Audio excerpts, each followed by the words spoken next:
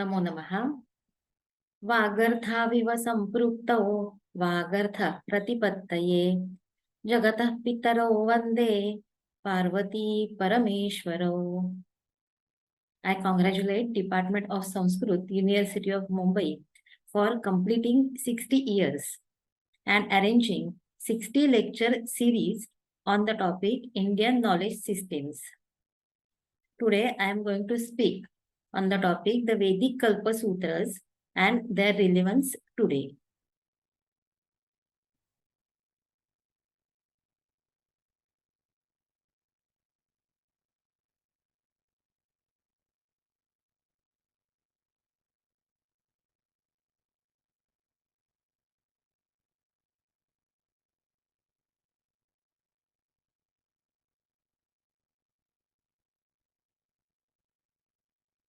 The Kalpa or Kalpasutra is a particular Vedanga which has undergone a systematic treatment as an independent science in Sanskrit literature. The term Anga in the word Vedanga denotes limbs of Veda Purusha, that means 6 subjects or 6 auxiliary treatises. Those are Shiksha, Kalpa, Vyakaran, Nirukta, Chandas and Jyotish. The study of which is necessary for the proper understanding of Vedas. Vedartha angyate gamyate anena iti vedangam. The word kalpa is derived from the root krupa, which is used in the sense of vidhi, ritual. In Bharatiya Sanskriti Kosha, kalpa is defined as kalpo veda vihitanam karmanam anupurvena kalpana shastram. Kalpa is a systematic arrangement or science of rituals prescribed by the Vedas. The word sutra is defined as alpaksharam sandigdham saravat vishvato mukham astobham anavadyam cha sutram sutra viduhu. The sutra consists of small number of syllables, as brief as possible, clear, unambiguous, contains the essence, universal, free from insertions, perfect, without any mistakes. Thus, the sutras aim at precision and brevity. In this context, Dr. Ram Gopal, who had studied the Kalpasutras in detail and written a book titled as India of Vedic Kalpasutras, he says, as loose fibers are compressed into a thread, sutra, in the same way the diffused and scattered percepts are systematized in a compact sentence called sutra. Kalpasutra is considered as a hand of Veda Purusha because the rituals and sacrifices given by Kalpasutras are performed by hands. Time period of composition of Kalpasutras according to scholars is 800 to 300 BC. Before proceeding further, let us understand the place of Kalpasutras in Sanskrit literature. The Vedas have two distinct aspects, Jnana speculative and Karma ritualistic. The latter part of Vedic age was more concerned with the ritual aspect, which then transformed into the composition of Brahmana literature. To name some of them, Shatapatha Brahmana, Aitareya Brahmana, Jaiminiya Brahmana, etc. The Brahmana literature was broadly divided into two parts, Vidhi, procedure of the sacrifices, and Arthavada, meaning and purpose of sacrificial acts. As the Brahmana literature was vast in nature, the Kalpasutras were born out of the necessity to compile the rules for the sacrificial rituals in a shorter and more perspicuous manner for the practical purposes of the priest. One has to bear in mind that no handy textbooks were circulated at that early age. All learning was imparted by word of mouth and had to be committed to memory line by line and chapter by chapter, and preserve it intact and pass on to hand over from teacher to student. Abridgment of diffuse Brahmana literature was much needed, and the want was supplied by the Kalpasutras. The Brahmana literature explained in detail the Vedic rituals and corresponding mantras, they explain the origin, meaning, and significance of various acts in the Vedas. However, the Kalpasutras systematically record the procedure of rituals, of course, in a sutra form, point by point. Thus, the Kalpasutras are more focused, crisp, precise, clear, and practical for use. They are considered as guidebooks or detailed manuals or handbooks for any rituals. The Kalpasutras are of four types: Shrauta Sutra, Grihya Sutra, Dharma Sutra, and Shilpa Sutra. The subject matter of each type of Kalpasutra is vast, so we will see the main contents of Shrauta Sutra, Grihya Sutra, Dharma Sutra, and Shilpa Sutra.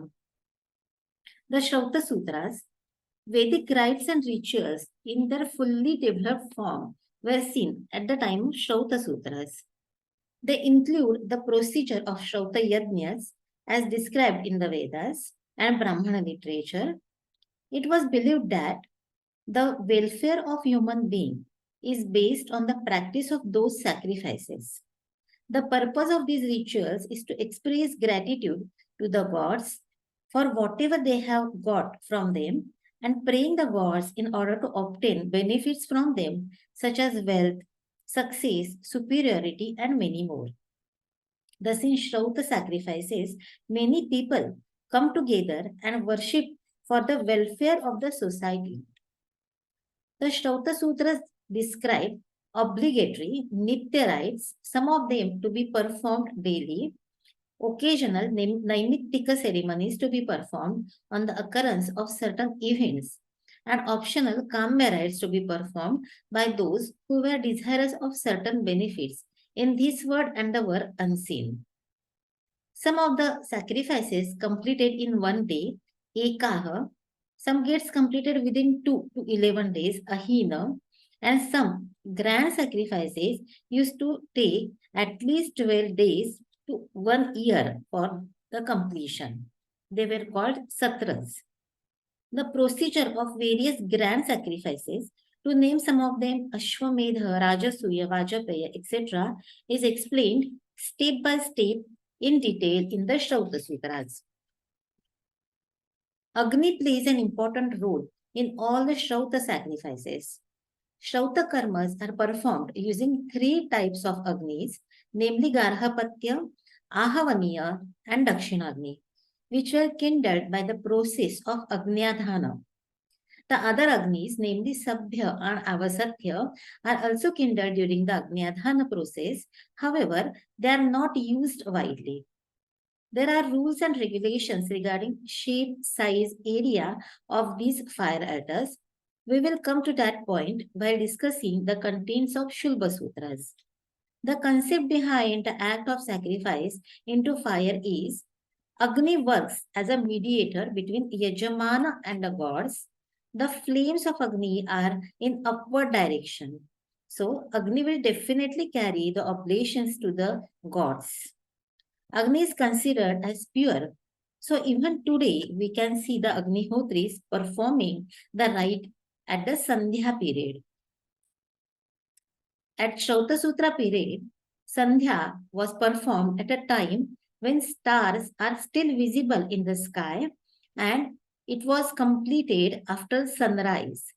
Similarly, in the evening, prayer was performed at a time when sun still stands above the horizon till the appearance of the stars. The purpose of Agnihotra is purification, physical purification, spiritual purification, as well as atmospheric purification. As compared to the Shrauta Sutras, the Grihya Sutras deal with simple domestic ceremonies of daily life which involves single Grihya fire, while the Shrauta Sutras describe major sacrifices involving extensive procedures and were performed with 3 or more fires. The Grihya sacrifices were performed by Yajamana himself with his family members.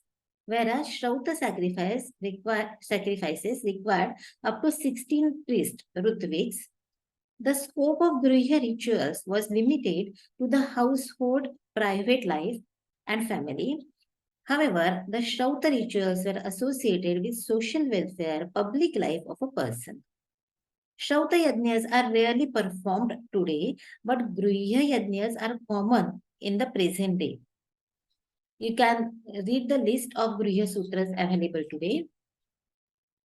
The domestic ceremonies such as childbirth, thread ceremony, Upanayana, wedding, and many more are described in the Griha Sutras. The word Griha means domestic, and the Griha Sutras contain rules for all the customs, ceremonies, sacrifices of Indian people, starting with the moment when a person is conceived in his mother's womb till the hour of his death, and even after death by means of funeral rites. Those Griha rituals were closely related to everyday life and include simple oblations like milk, curd, food grains, ghee, etc. Most of the Griha rites are called samskaras. The main idea behind all these rituals is again to express gratitude towards the deities. The ritual called as Pitru Medha, which are to be performed for the deceased ancestors, are also included in the sutras as a separate section. The description of setting up of Griha fire finds an important place in the Griha Sutras. The Grihagni was set up at the time of householder's wedding, or the Agni, which was kindled at the time of Samavartana, was used as Grihagni, and it was preserved throughout his life. After the description of setting up the Griha fire comes the description of marriage, which is followed by the account of ceremonies relating to childbirth. The ceremony called Jata Karman is performed at the birth of child. Then comes the ceremony showing the moon and the sun to the child, Chandra Darshana and Aditya Darshana, and taking the child outside the home for the first time are explained. Feeding of the child with solid food for the first time, Anna Prashana, is described. In the third year, shaving the head of the child, Chuda Karman, is performed. Then the Griha Sutras give detailed description about the ceremony of Upanayana, at which the child is initiated to the study of the Vedas. Even the Griha Sutras give description of ceremonies to be performed at the opening and closing of annual course of Vedic studies. The ceremony of Samavartana, today what we call as convocation, was performed at the completion of Vedic studies. Thus, the Shodasha Samskaras are described in detail in the sutras. The samskaras at every stage of life purifies us to enter the new phase of life. The Griha Sutras describe daily as well as periodic sacrifices which were obligatory for an Aryan householder. The daily sacrifices known as Pancha Mahayajnas, Brahma Yajna, reciting the Vedic text, Deva Yajna, offering oblations to gods in morning and evening, Bhuta Yajna, offering food to animals, Pitru Yajna, offering food and water to deceased ancestors, Pitaras, with the word Swadha, Manushya Yajna, offering food to human beings, such as guest, Bhiksharthi, etc. Again, for expressing gratitude to all. The most sacrifices are performed at the new moon and full moon day. As the agriculture and animal husbandry were the mainstay of Aryan culture, the Griha Sutras describe ceremonies connected to cattle welfare and agricultural operations. Shulagava and Ashwayuji ceremony was performed every year for cattle welfare.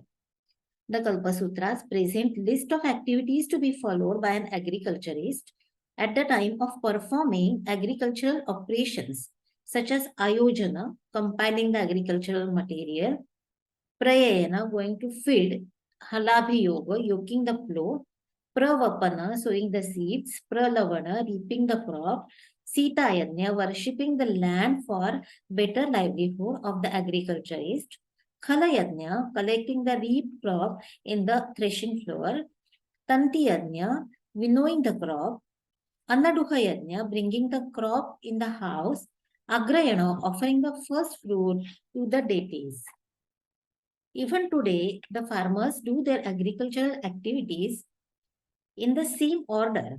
But speciality of Vedic culture was that there was a religious adhisthana in each and every activity of people, not only to express gratitude for what they have got from God, but also to seek blessings for future. An interesting fact about Shraut and Gruhya sacrifices is that the people of the Sutra period believed that an act performed under particular nakshatra would bring in good results. It was also believed that the different nakshatras, as they were preceded over by different deities, had a power to confer spatial auspiciousness on the act that was performed under the particular nakshatra. Thus, the Vedic Aryans had fair knowledge of astronomy, nakshatra vidya. Even today, we celebrate all these ceremonies prescribed by the Gruhya Sutras in a festive manner. The roots of such functions are found in these treatises. Various customs and rituals we perform today are traditionally followed since centuries. The Dharma Sutras deal with mundane as well as religious laws. They contain rules and regulations and code of conduct for all the varnas, classes, and ashramas stages of life. They deal with achara, vyavahara, and prayaschitta. Some of the Dharma Sutras, being a part of the complete Kalpasutra, show close resemblance to Griha Sutras.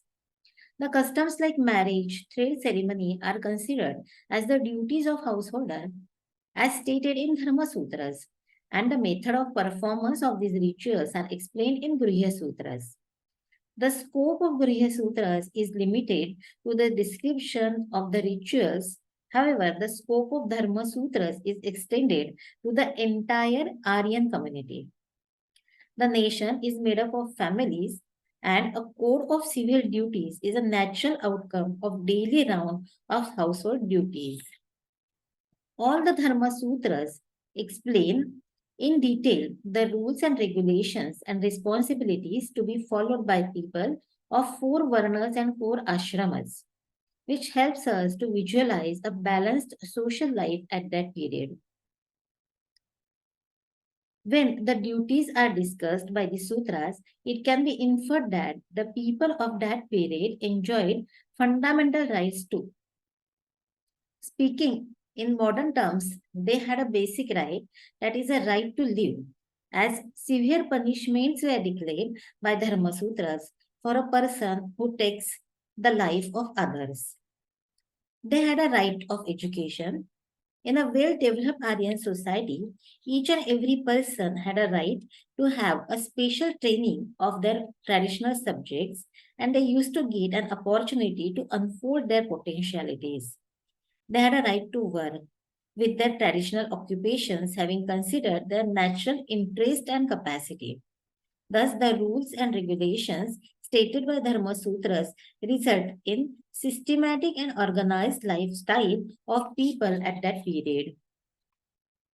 By discussing the Ashrama Dharma, the sutras emphasize on the rules and regulations to be followed by brahmacharya.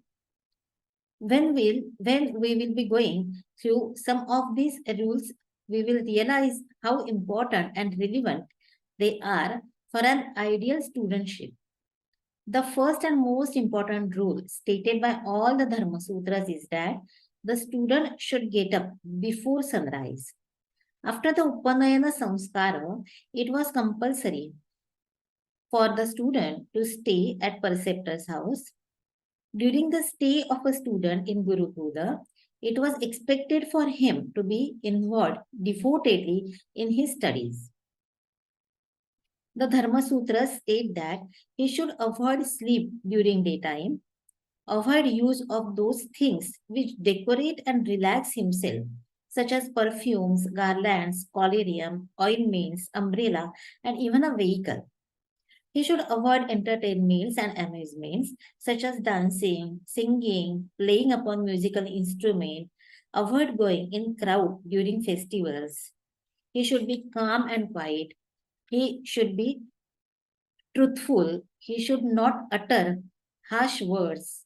He should be modest, energetic, and possessed of self-control. The Dharma Sutras lay down various rules stating the daily routine, behavioral pattern of a student. Though today the time has changed, still maximum rules are relevant for today's students. The second stage of life, that is Garhasthya Ashrama, the stage of a householder, is highly praised by the Dharma Sutras as they are responsible for maintaining balance in the society.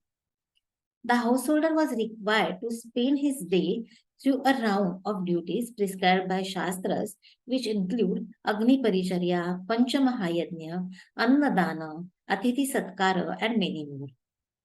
In addition to this, the Dharma Sutras speak of Sadharana Dharma, the common duties of a man. These duties are obligatory on all, equally irrespective of individual's capacity, social status, or particular stage of life. They are called Atma Gunaha. Daya Sarva Bhuteshu, Shantiranasuya, Shauchamanayaso, Mangalam, Akarpanyam Aspruheti. Compassion for all living beings, forgiveness, non-envy, purity, to not dwell in misery, auspiciousness, non-greed, non-desire. Rajadharma is an important and interesting subject discussed by the Dharma Sutras. As the word dharma is used here in the sense of rights and duties, Rajadharma naturally means rights and duties of a king. The foremost dharma of a king lies in the protection of all the subjects in his kingdom.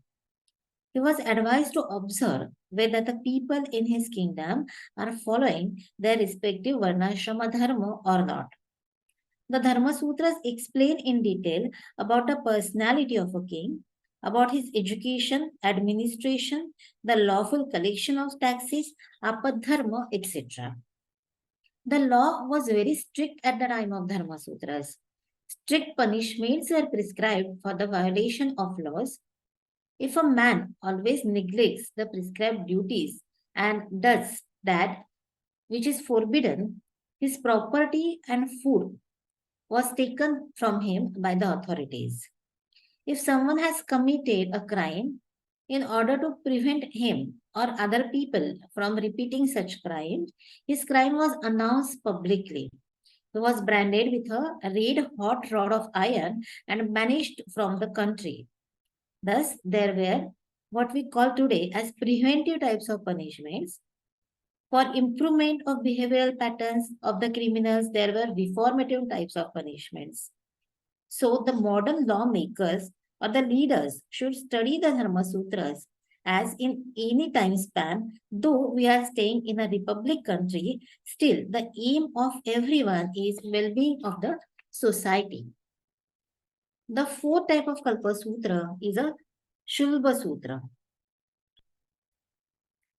They contain the information about measuring place of sacrifice, mandapa, making chittis, fire altars, yajnavedi. They are the oldest work on geometry. The word shulba or shulva, they are derived from the root shulba or shulva to measure. The meaning of the word shulba is a cord or a rope, a string, rajju. And the opening sutra of Katyayana Shulba Sutra says, Rajju Samasam Bhakyasyamaha. I shall speak of the collection of rules regarding Rajju. As Yajurveda is the Veda of sacrifices, these Shulba Sutras are related to Yajurveda. They are helpful to the Advar use. for their practical purpose in performing sacrifices. Now let us briefly go through the concepts of Shulba Sutras. The basic concept of geometry is mensuration.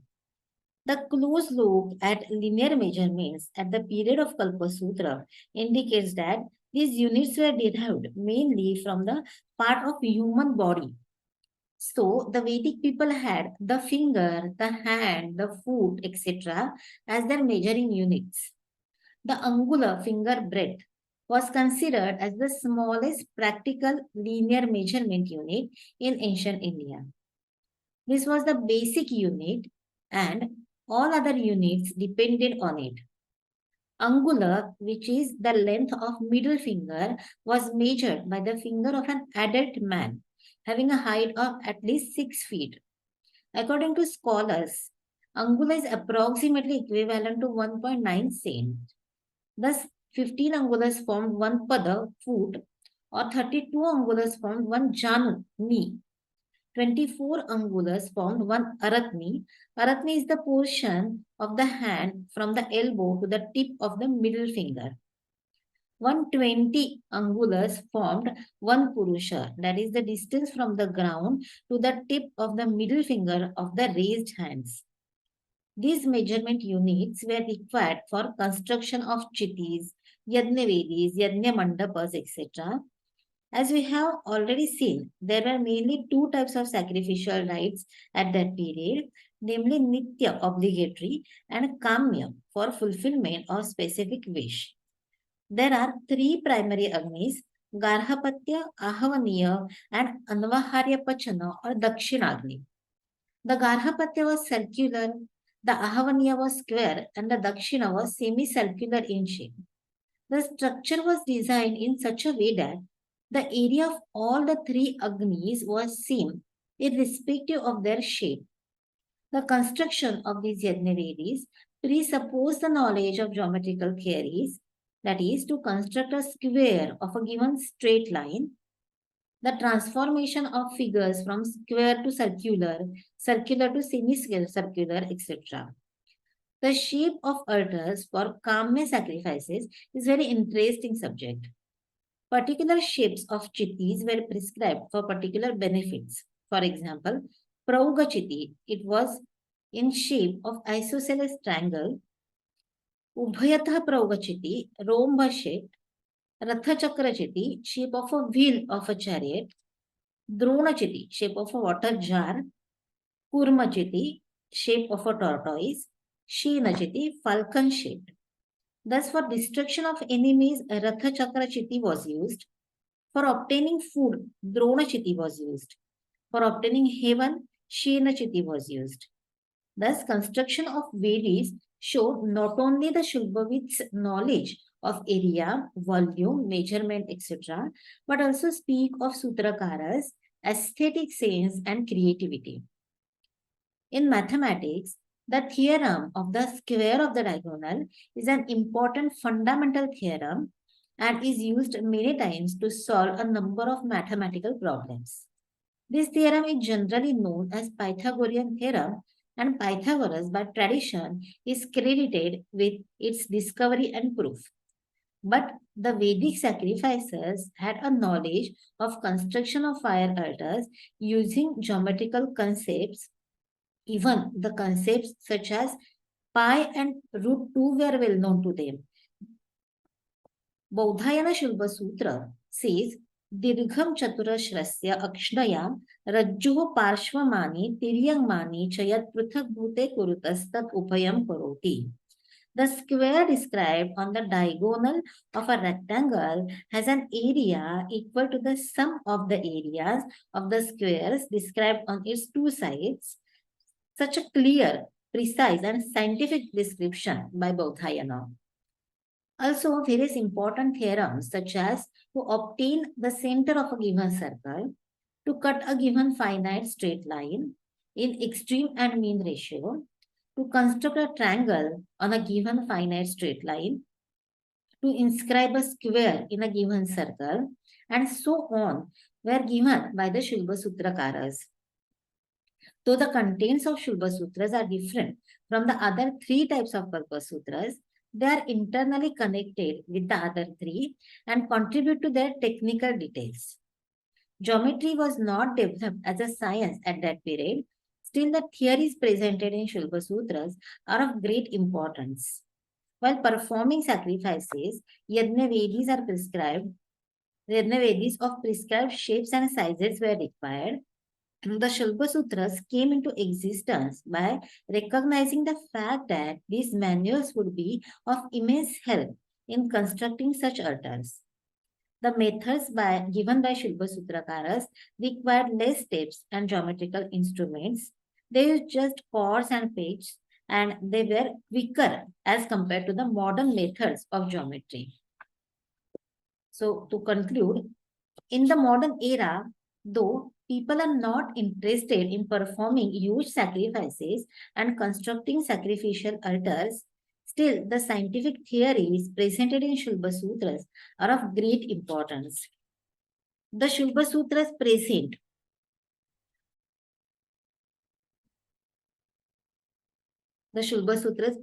a deep study on the measurement and sturdiness of the construction and the raw material that is used for it. Therefore, the theories in Shulba Sutras can be developed as an altogether different and important science for building and construction program. As Mahakavi Kalidasa has aptly said, Utsava Priyaha Manavaha, the Gruhya Sutras state various rituals which are performed even today. The study of those sutras will help us to find out the roots of our traditional rituals. The Dharma Sutras are needed to be studied by all as they teach us to follow our duties to maintain balance in the society. Thus, in IKS, the study of Kalpasutras in today's modern era is very much important to preserve our rich heritage and to carry forward it to the next generation. Thank you.